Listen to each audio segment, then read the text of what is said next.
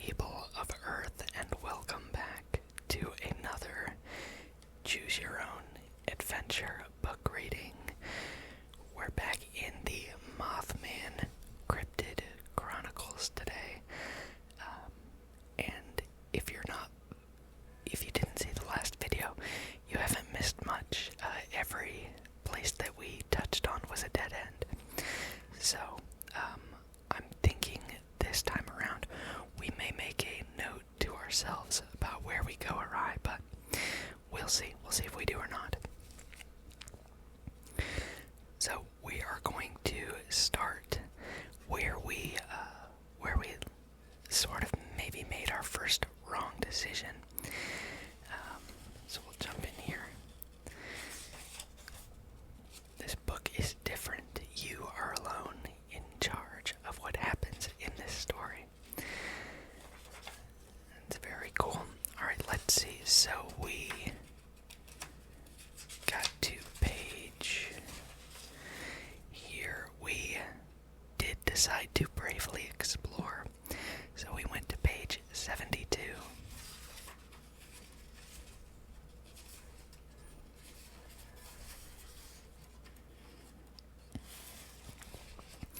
And all of these moths came out when we decided to explore this study. Page 10.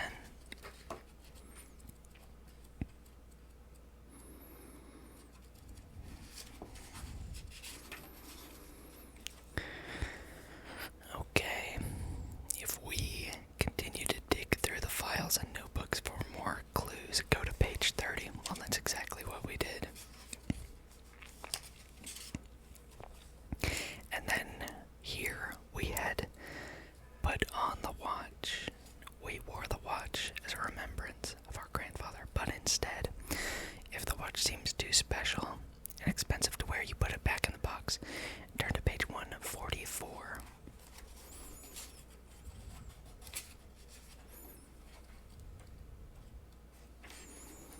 Okay, here's our new story arc, our new timeline. You take a moment to admire the desk itself. It's a work of art. Intricate embellishments are carved into the wood. Among the flourishes and floral designs, however, you notice that one side is slightly different from the other. It's not perfectly symmetrical. In fact, one of the flowers curls into the distinct shape of an arrow. The arrow points to a panel, so you press on it already knowing it will pop open. Of course you were right. There's a hidden compartment. Inside sits an ornate skeleton key. Breathlessly, you slide it out and hold it in the palm of your hand, wondering what it opens. But it only takes a moment for you to realize that the woodwork on the walls of the room holds more clues. Continue to the next page. And we're using our skeleton hand pen, by the way, to point at the words. After a few minutes of searching, you find another arrow. It's bigger, and it points to a wall panel that holds a framed piece of calligraphy. Cryptozoology, the study of hidden cryptid creatures, derived from the Greek word cryptos, meaning secret. Nerves thrumming with anticipation, you press both palms against the panel and lean into it. Instantly, it pops open with what sounds like a breath of relief, revealing a vibrant green door. Hand shaking, you fit the skeleton key into the lock and twist. Turn to page 57.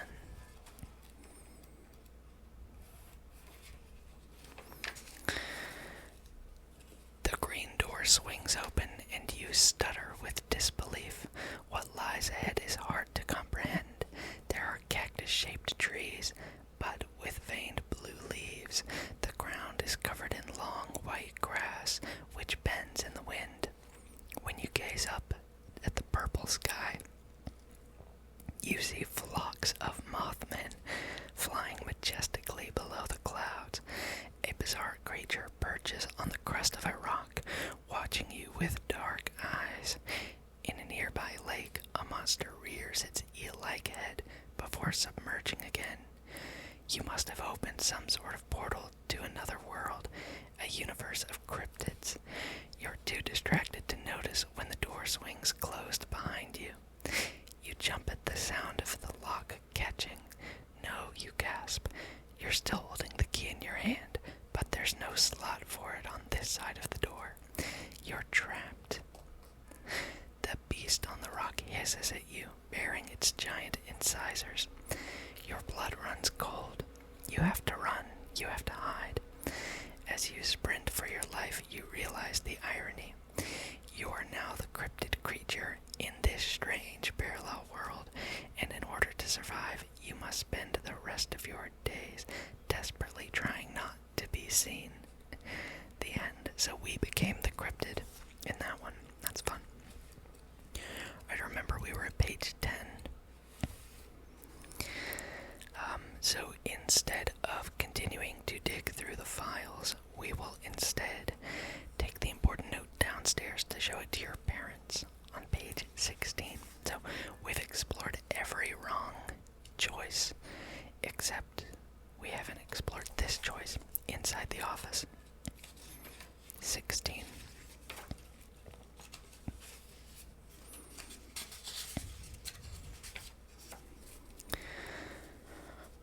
Mom, Dad, you cry, rushing into the kitchen. There you are, your mom says, smiling. She's holding a wrench in one hand and a hammer in the other. Let's make the trek down to Point Pleasant. There's a festival today. But I need to show you this. You thrust the note at them. Your father takes it and squints. Show us what? He asks, handing it back. Is that a phone number? You gasp. Your grandfather's half-written sentence has vanished. Your paper is blank, other than the number 121-567-504, scribbled in pencil. You stutter. I don't understand. There was a note. There are a million notes in this house, and diaries and lists, and half-written novels, Mom says with a laugh. Everything that popped into your grandfather's head. You ready to go get some food? Dad asks. But your voice trails off again. You stare at the paper, perplexed. You must have set your grandfather's note down on his messy table and mistakenly picked up another. You'll have to go back upstairs and look. Okay, this whole time I was picturing that office as being downstairs, not upstairs. We go on to the next page. Later, though, your stomach rumbles, and festival food sounds delicious. Your parents are already heading outside to the car. You decide not to tell them about the secret office for now. It feels like your own special discovery meant only for you. Soon you're on the winding road down to the valley below and the sprawling Ohio River. Your dad points out a vibrant blue jay and a red cardinal, along with bright yellow wildflowers called goldenrod. A buck with a rack of antlers peeks out from behind the trees. The fall leaves are just beginning to turn orange and crimson. When you park in Point Pleasant, you find tents lining the streets of the charming downtown. Live music plays. As you begin walking, the smell of corn dogs and cotton candy wafts through the air. Strolling down the sidewalk, you admire the old brick buildings, striped awnings, and cheerful fall flowers in bloom. A woman hands out flyers about a waterfront farmers market, car shows, and revitalizing Main Street. The future is now, she says. And I've just got to silence my watch. Give me a moment here.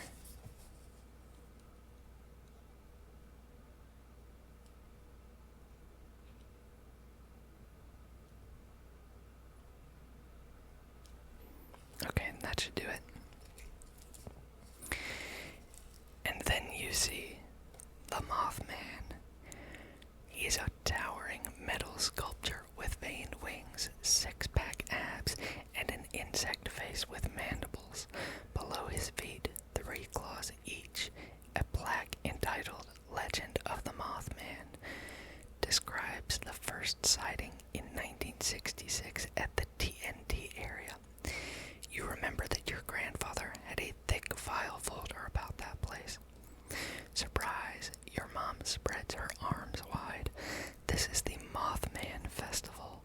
They have it every year. Fun, right? She starts to dance to the music.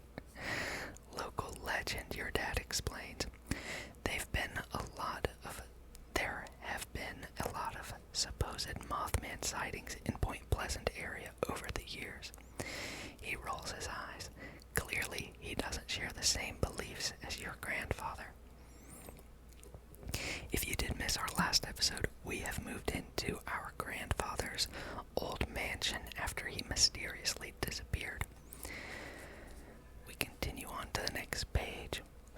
It's then you realize that the vendors are all selling Mothman-themed merch, t-shirts, stickers, art, and books. There are advertisements for TNT area tours. Lots of people are dressed up like the Mothman too, with rubber masks and hairy socks and strap-on black wings. It is fun, you have to agree. You can't help but smile. Meet you back here in 15 minutes, Dad says. Your parents hand you some money and let you explore on your own while they stand in line for noodles. A few tents away, you buy a giant slice of pizza and a chocolate cookie shaped like the Mothman with red candy eyes. No matter where you turn, though, you keep seeing a man in a black suit. He's thin and pale, with oddly high cheekbones and a pointed chin. He's giving you the creeps. Finally, you duck behind a crowd of people and jog ahead, but when you look over your shoulder once more, he's still there. He's following you. You're sure of it. Well, I think the wise thing to do would be pretend that we're not on to him. But we are going to turn and confront him on page 74. See where that gets us.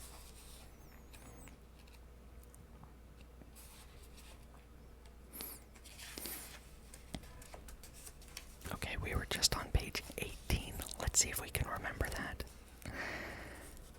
I might actually make a note over here.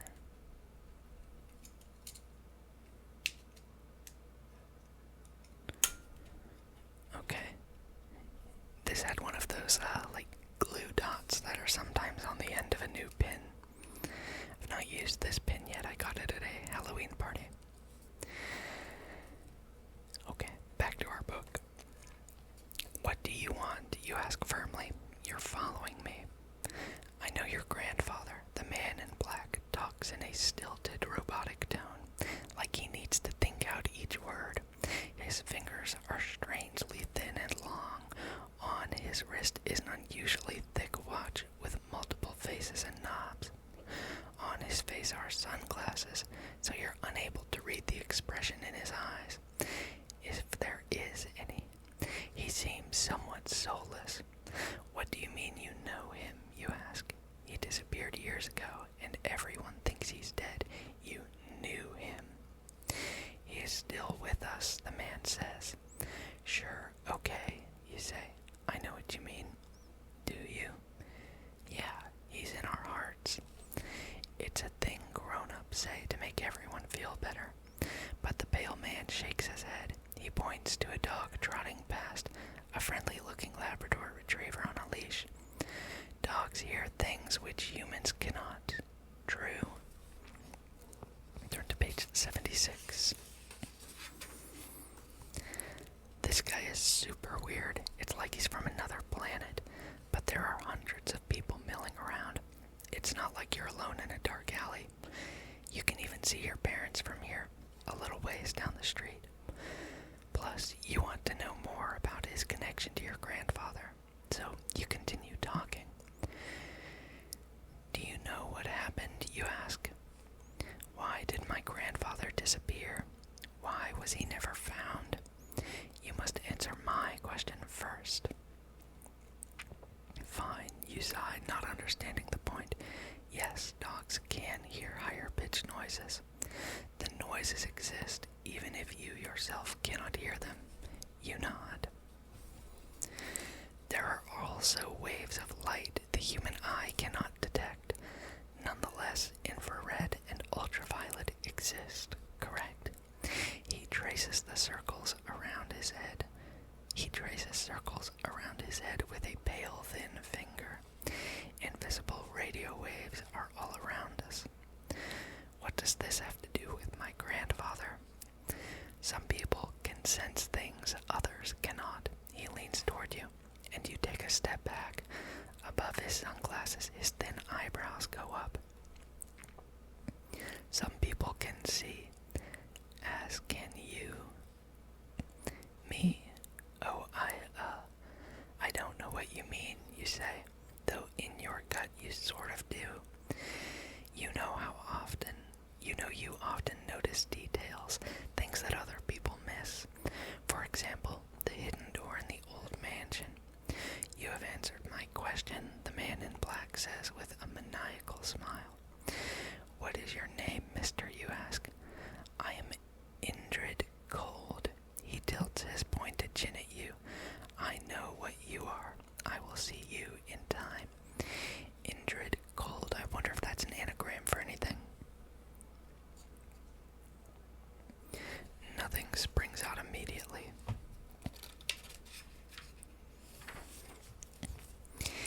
Indrid Cold. The name sounds familiar, but you can't remember where you've heard it before. Maybe in your grandfather's files. Yes, that's where it was. You didn't answer my question, you protest, calling after him. What do you know about my grandfather? But he's already turned on his heel to leave. A long black Cadillac with tinted windows pulls up to the curb. He slides into the passenger side and slams the door shut, and then the car zooms off. Frustrated, you see your parents approaching. If you ask to leave so you can go back to searching your grandfather's study, turn to page 71. Across the street and a block away, you spot the Mothman Museum. If you head there, turn to page 182. I wonder if 71 is one that we've explored already. It is not. As far as I can tell, maybe it is. I wonder if that just leads us back to a trail we've already been down. Let's try it. We're on page 78 now. Your parents want to walk around a bit longer, but they're also eager to get back to their renovation projects. Soon, you're in your grandfather's secret study once again. Try as you might, though, you cannot locate that mysterious note he wrote. If something happens to me, go to the blank. Go to the what? And where did you set that note down? You know you didn't imagine it. Frustrated, you turn your attention instead to the question of Indrid Cold, wondering if the pale man you met was lying about his identity. You locate the manila envelope labeled with his name, but it's empty. There's absolutely nothing inside, not a single scrap of paper. You begin to wonder if things simply go missing from this room, as if by magic. Or, more likely, your grandfather took the contents of the manila envelope with him for some reason. If that's true, the information must have been very important. Turn to page 30.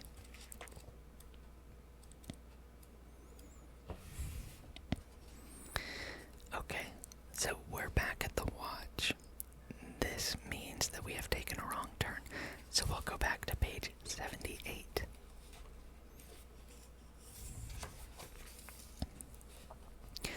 So we can head now to the Mothman Museum, page 182.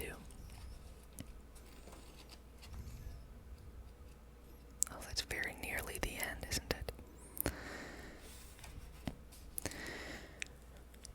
Motioning to the museum, you wave at your parents to follow.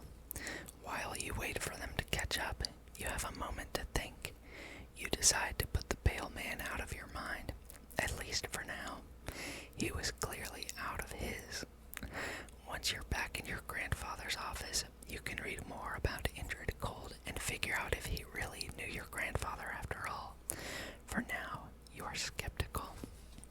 turn to page 60.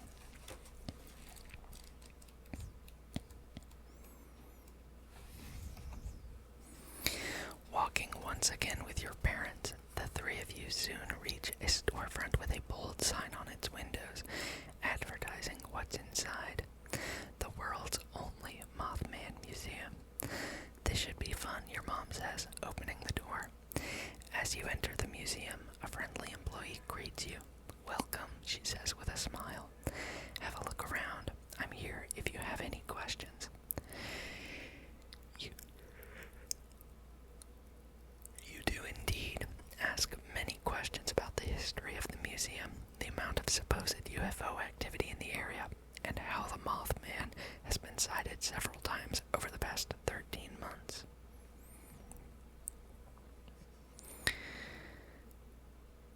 You find out your grandfather used to volunteer here as a tour guide. Actually, the museum reminds you of your grandfather's hidden office.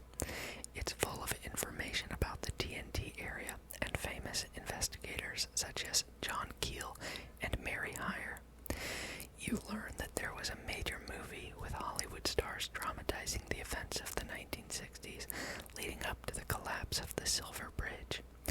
Glass displays showcase original newspaper clippings and handwritten eyewitness accounts of the Mothman, UFO sightings, and the mysterious men in black. A few other patrons make their way through the museum, but there's a shifty guy wearing jeans, a gray t-shirt, and a green ball cap that says, Tiny's Drive-In. Goosebumps spring up along your arm. For the second time today, you get the feeling you're being watched, followed. You let out a frustrated sigh and do your best to avoid him.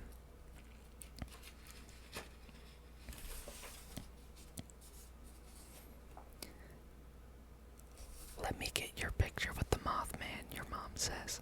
Do I have to, you ask? But you go ahead and stand next to the replica, which is cheerfully smiling with its pointed teeth. Say cheesy, cheesy, you reply. I want to make sure there's nothing. Okay, good. We're still on track.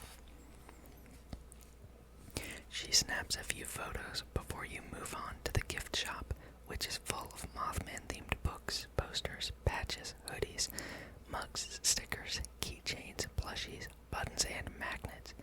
You had no idea the Mothman had such a fan base. Your dad hands you a bag. I bought you a t-shirt. Thanks, you say, pulling it out as you begin walking back to your parked car. On the front is a fluorescent green Mothman graphic with red eyes. Its wings spread wide. On the back is a quote. The universe does not exist as we think it exists. We do not exist as we think we exist. We do not exist as we think we exist. John Keel. It was a nice shirt, and the quote resonates with you. There are things that exist which we simply cannot see. As you drive back to the house, you tuck the shirt back into the gift shop bag, finding something else inside, an envelope. You open it to find a ransom-style note. Mismatched letters have been cut from newspapers and magazines and glued onto the page. The letters spell out an ominous message. Stop asking questions, or else. Your heart stutters. Is this a threatening note meant for you? Or is it simply a marketing gimmick? The museum puts in everyone's shopping bags. With all the displays about conspiracy theories, phone taps, and government cover-ups, it must be meant as a joke. The gravel driveway crunches underneath the car tires as you approach your grandfather's house. Your dad twists around to look at you in the back seat. Do you mind if we drop you off and continue up the road? He asks. We met a neighbor with a historic house who had some renovation tips. We'll be back in an hour. I think you'd be bored if you came with us, your mom adds. Sure thing, you say, closing the car door behind you and waving as they drive away. Though, when once again. If you call the Mothman Museum and ask about the strange note, turn to page 113. If you continue to explore your grandfather's secret office, turn to page 114. I think let's go to page 113. We'll want to know what that note is all about. I'm just so curious. Okay. We were on page 65. So that was 113. You find the Mothman Museum's phone number on the receipt for your shirt. Surely they'll tell you that the envelope with the ransom-style note was just a surprise souvenir from them, meant to go along with the theme of the museum. You pull your phone from your back pocket and begin to dial the number. But you're interrupted when your phone lights up with an incoming call. The screen identifies the caller as Mothman. You hold your phone away from your ear like a rabid animal about to bite. Hello, you answer warily. On the other end, there's nothing but a crackling, grainy buzz. It sounds like the call could drop at any moment. A garbled, whispering voice says, "Find." Find, you ask, your heart skipping several beats. Find what? Find who? Attic. The guttural voice doesn't sound human. Who is this? You ask, hands trembling. Is this some kind of joke? The line goes dead. You immediately try returning the phone call, but you're met with a recorded message that says the number you have reached is no longer in service. You turn and look up at the old mansion, its windows like dark eyes full of secrets. If you head to your grandfather's office to continue searching for clues about his disappearance, or we can decide to brave the attic. Let's go to the attic on page 148. Well, I do have a feeling we might hit dead ends previously, so I'm going to go back to page 65 so that we can see if it does in fact lead us back. Okay, so we can go to page 113 or 114. And 114. This does not appear to go to the same place. So we will instead decide to brave the attic on page 127. I'm sorry, 148.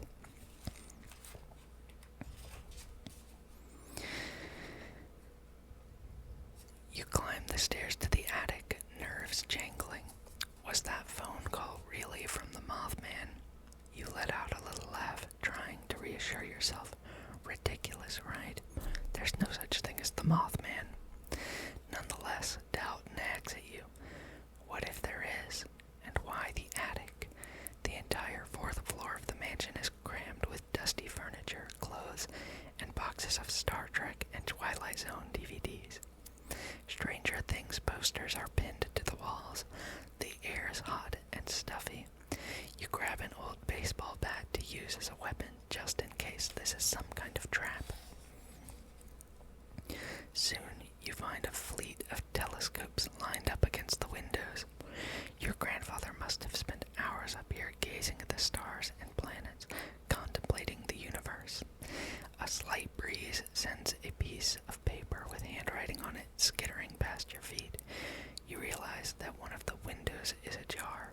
The rain has been coming in, damaging the floor. Another project for your parents to fix. Before you close the window, though, you see it leads to a small porch outside. If you go outside to the porch, or turn to pick up the handwritten note, I would like to see what's on that note, first of all.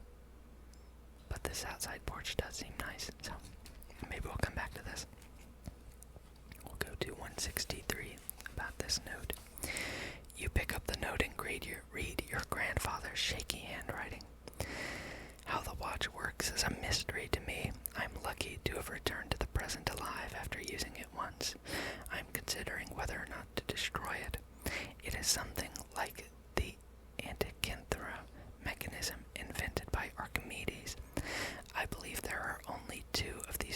in existence. Indrid Cold wears the other. He uses it to explore possibilities in the timeline. I believe he is nefarious. He is intruding on the past and future in order to see how to best play out a plan. It's like one of those choose-your-own adventure books. He goes back and forth in time to see which choices are best for his purposes, which will take him to his end goal of total success. But what is he planning?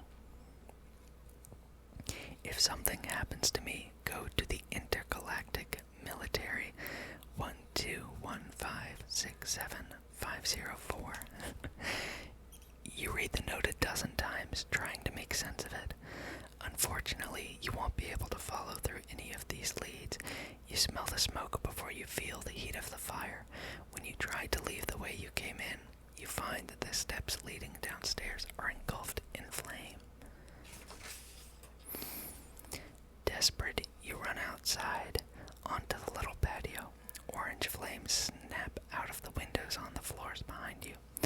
Above, in a cloud of black smoke, there's something flying.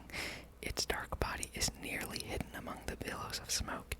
It seems intent on its own escape, flying fast and high toward the mountains.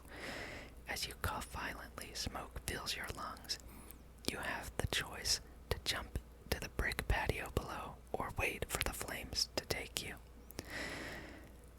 Along with your grandfather's house and all of the clues within, unfortunately, it's not much of a choice at all.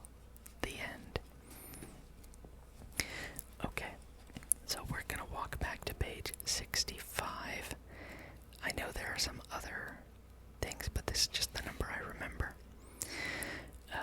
Let's see, we did call about the note, and that led us to page 113. And then we decided to brave the attic, that was page 148.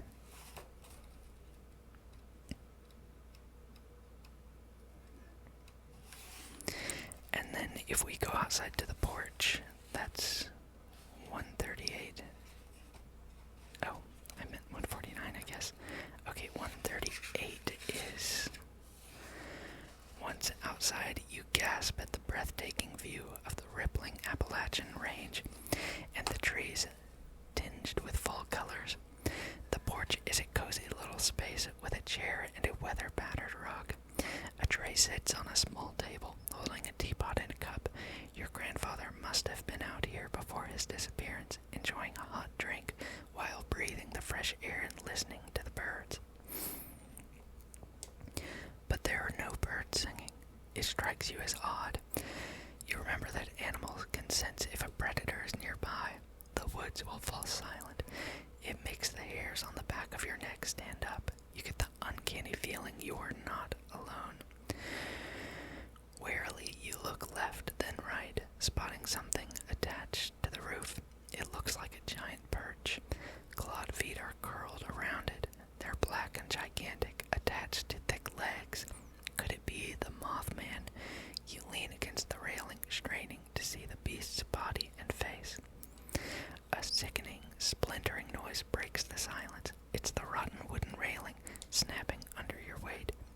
You drop the baseball bat, and then you plummet after it, arms flailing. Below, the brick patio awaits. The baseball bat snaps in half on impact. You're an inch from death when you hear the flap of wings and the snap of claws. Your nose grazes the bricks before you soar into the air, carried by the Mothman.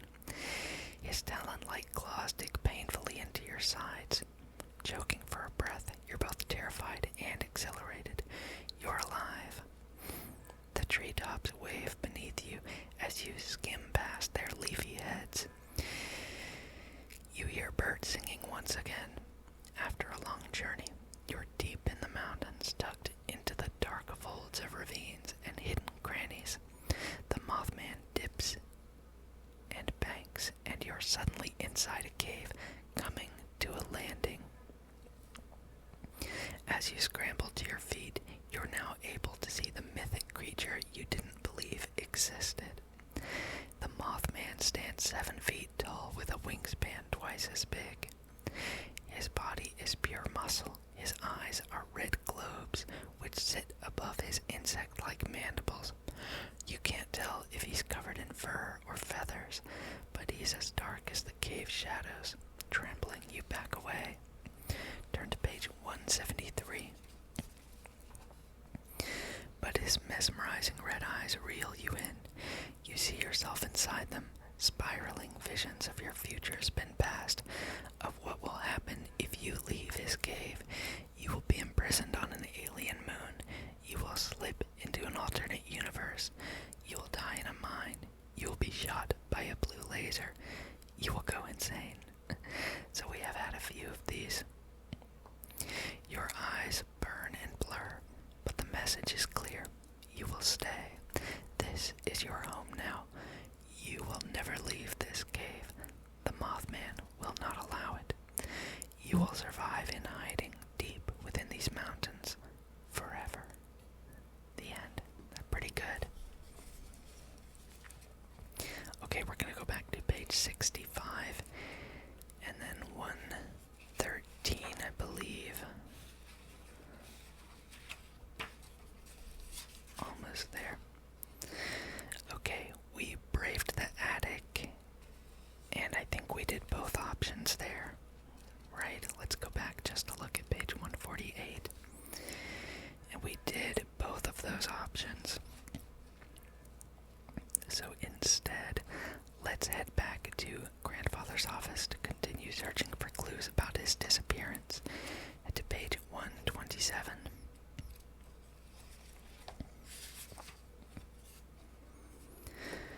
Back in your grandfather's office, you close your eyes for a moment and breathe, trying to get your bearings. Your instincts lead you to the old-fashioned desk. As you settle into the soft leather chair, a feeling prickles at you. You just know that this piece of furniture holds more than it seems. Turn to page 144.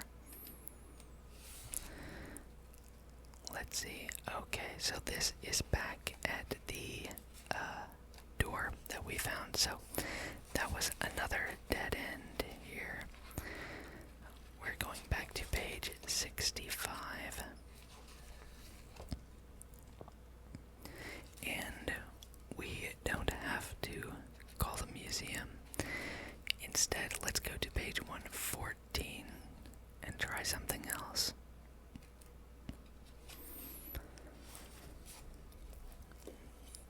You settle into a chair at the long tables in the center of the room, smoothing the threatening note out to analyze it.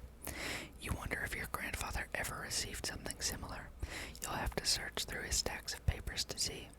Your phone pings. It's a text from your mom telling you there'll be another hour. Is that okay? Then we'll make dinner. Take your time, you write back. Time is what you need, because now you're wondering if the capitalized letters in the warning note spell out something important. Stop asking questions or else. Page is all caps, so is the word one. Page 1. Is this a clue? You look around your grandfather's office and immediately feel daunted. There are thousands of first pages in his books and journals. Where would you even begin? You stare at the note and wonder if it could mean something else. Suddenly there's a loud bang, and you jerk your head up to find someone bursting into the room. It's the guy with the green ball cap from the Mothman Museum. You were right. He'd been watching and following you. He followed you home. What are you doing here? You cry, springing to your feet. Who are you? Get out. Holy moly, what is this place? He breathes, ignoring your demands. His eyes are wide as he takes in the file folders on the table and the books on the shelves. Your grandfather was hiding all this intel. Oh man, if they find out, you're toast. They'll be swarming the place. They'll take you too. I'm calling the police, you say. Stop touching things. Put that down. You can't just barge into someone's house. I'm trying to warn you, he yells, throwing his hands into the air. Don't you get it? They're gonna come for you. Who is they? I told you to stop asking questions, he says. I'm trying to help. You made this note, you ask, grabbing the paper and thrusting it at him. What does it mean? The capital letters spell page 1. He scrunches up his face. I didn't do that on purpose. Then he sucks in a breath and lets out a long whistle. Whoa, you're just like your grandfather, trying to string things together. You've got a lot to learn, little buddy. Sometimes the dots don't connect. You need to leave right now. Are you kidding me? Come on, let's get back to work. We gotta burn everything. What? No, never. There are clues in here about what happened to my grandfather. I'll tell you what happened, he starts, but the old TV in the corner begins to sizzle with static. The guy runs over to it and holds up the cord with the plug. See, it's not even plugged into the wall. Don't you get what's happening? They're listening. He yanks some sort of weapon out of the back pocket of his jeans. It looks like a space laser gun from a science fiction movie. Before you can reason with him, he blasts the TV. It bursts into a ball of flame. Stop, you shout, but the curtains behind the TV have already caught fire. The orange flames leap to a stack of papers, then the bookshelves. It all happens so fast. The smoke begins to choke you. Let's go, the man cries, grabbing you by the arm. All you can do is run for your life, down the stairs and out the front door, as the house becomes an inferno. Your grandfather's research is lost. So is the strange guy. You catch a glimpse of him sprinting down the road, but you don't have the will to chase him. You're paralyzed with despair as you watch the mansion burn. Answers turn to ash. You'll never know the truth. The end. Alright, well, I think we were thoroughly stumped in this one.